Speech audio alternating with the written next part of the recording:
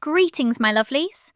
Welcome to episode 2 of our tea series, How Tea is Made from Leaf to Cup. I'm so glad you're here. So, you've decided you're into tea now. Maybe it's because you've got a cupboard that looks like a miniature apothecary, full of tins and boxes and those mysterious little foil packets you swore you'd try one day.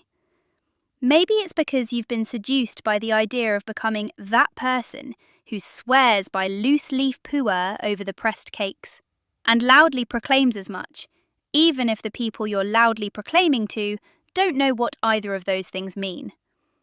Or maybe you're just tired of the sad, limp tea bags at the office and want to know what the fuss is about. Whatever the reason, before you start tossing around words like oxidation and astringent and making people think you moonlight as a Victorian botanist, it's worth actually knowing what happens between that magnificent little plant and the steaming mug in your hands. Because, and this might shock you, it's a bit more glamorous than just pick leaf, dunk in water. All true tea, whether it's white, green, oolong, black, pu'er, or even the elusive yellow tea, comes from a single plant, Camellia sinensis, which we covered in the previous episode. So if you haven't seen that and would like to, please feel free to check it out and then come back. Anyway, every style, every flavour profile, every colour in the cup, all from this one leafy wonder. The difference between a delicate white tea that tastes like spring rain and a strong black tea that could wake the dead isn't about the plant itself, but about what happens after the leaves are picked.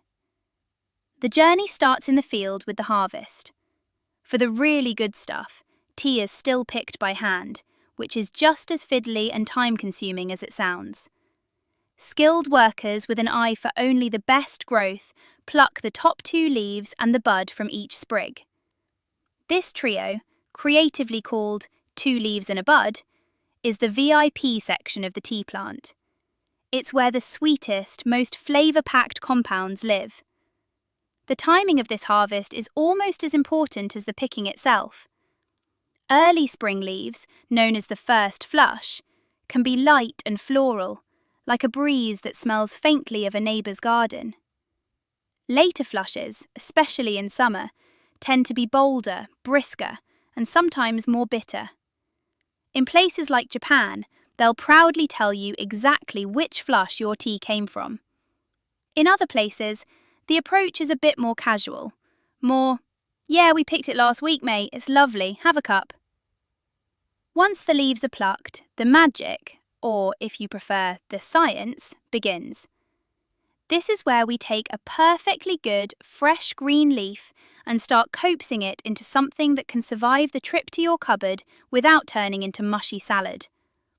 First up is withering, where the leaves are laid out in thin layers to lose some of their moisture and soften up, making them more pliable for subsequent steps. Withering can last anywhere from a few hours to basically a full day, depending on how much of the leaves' natural flavour you're trying to retain. Then comes fixing or kill green, which, despite sounding like a heavy metal band, simply means stopping the oxidation process.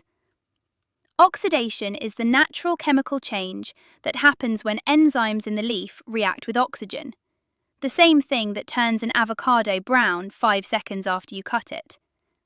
If you stop it almost immediately, you end up with green tea.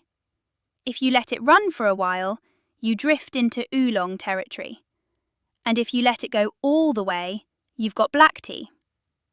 Alright, quick disclaimer. I'm about to use the word oxidation way too many times, and I'm sorry if that annoys anyone, honest. But there's not really another word for it, so you're just going to have to bear with me. Okay, let's get on with it then. How you stop oxidation depends on tradition. In Japan, they steam the leaves, locking in that bright, grassy freshness.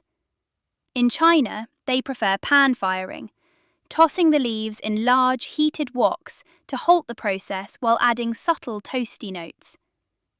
Before or after this, depending on the style, you'll often get rolling and shaping, breaking down the leaf cells to release compounds and give the leaves those beautiful forms you see in loose leaf tea. For your oolong and black teas, rolling comes before fixing as a way of extracting more of the juices and oils.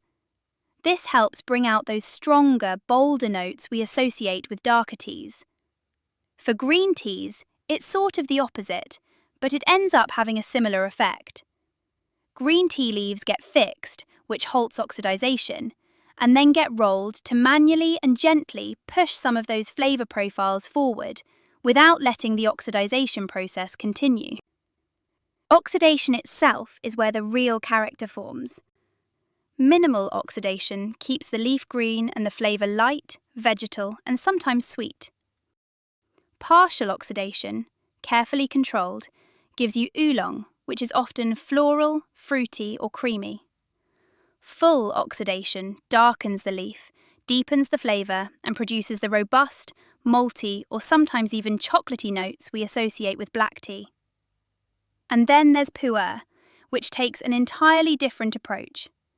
It starts a bit like green tea, but then is fermented and aged, sometimes for decades, developing earthy, mellow notes that collectors and ultra-passionate tea enthusiasts will pay astonishing sums for. Finally, there's drying, which is as unglamorous as it sounds, but is absolutely essential.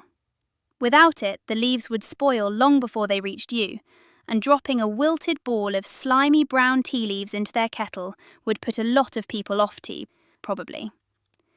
Drying might happen in an oven, over charcoal, or in the open sun, depending on the tradition and the tea's style. Once they're fully dried, the leaves are sorted. The big, beautiful, whole leaves go to the high-grade tins and packages. The smaller bits, and the tiniest particles called fannings or dust, often end up in tea bags. Not fancy, no, but those small particles brew very quickly, which is why your builder's brew can go from bag to drink in 2 minutes flat. From there, it's just a matter of getting the tea to you, which is often easier said than done.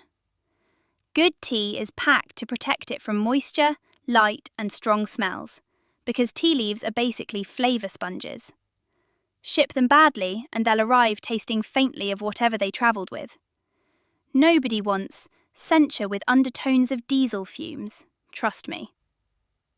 And then, at long last, the responsibility shifts to you. You are now the final step in a process that's taken weeks, sometimes months, and occasionally years or even decades. And yet, so many people will undo all that hard work in about 30 seconds with water that's the wrong temperature, or by letting the leaves stew until they're practically screaming. I could go into quite a bit of detail here, but honestly, I don't really see a need to. There are already about 1 million sources online that all say the same thing about steep times, so I'll keep it short. White, yellow, and green teas prefer milder temperatures, like 75 to 80 degrees Celsius, with steep times around 2 minutes, assuming you're doing a Western-style steep. Oolongs can have quite a wide range of temperatures and steep times, because they can vary from being basically green tea to being basically black tea, and there are a lot of flavour profiles between them. But I found that between 2 and 3 minutes at a temperature of 80 to 90 degrees works for pretty much all of them. Black and fermented teas love a good rolling boil and 2 to 3 minutes before they're ready. It's not the end of the world if you're off by a bit, and understeeped is generally better than oversteeped because of all the extra tannins that are released the longer your leaves sit in the water. But miss your mark by too much, and you'll end up with a cup of tea that is warm but entirely uninviting. So there you have it, from leaf to cup, via withering, rolling, oxidizing, drying, sorting, shipping, and finally, your own kitchen counter. It's a journey that starts with a farmer watching the weather and ends with you deciding what you're in the mood for. Every step along the way, whether it's a tea master coaxing out just the right level of oxidation, or someone gently packing loose leaves into tins so they don't pick up the smell of the warehouse, is there to give you the best possible brew. And once it's in your hands, you become the final guardian of that flavour. Treat it right, and you'll get to taste all those layers of care and craft. Treat it badly and, well, you'll be drinking a tragic reminder that even the finest leaves can be ruined in seconds. Next time you take a sip, you can picture the fields, the hands that pluck the leaves, the ancient techniques that shape them. Or you can just sit back and enjoy it, knowing you're part of a tradition that's been keeping people happily caffeinated for centuries. All right, that's all for now. Toodaloo! I'll be back again, and I hope you will too. And remember, steep, sip, stay curious.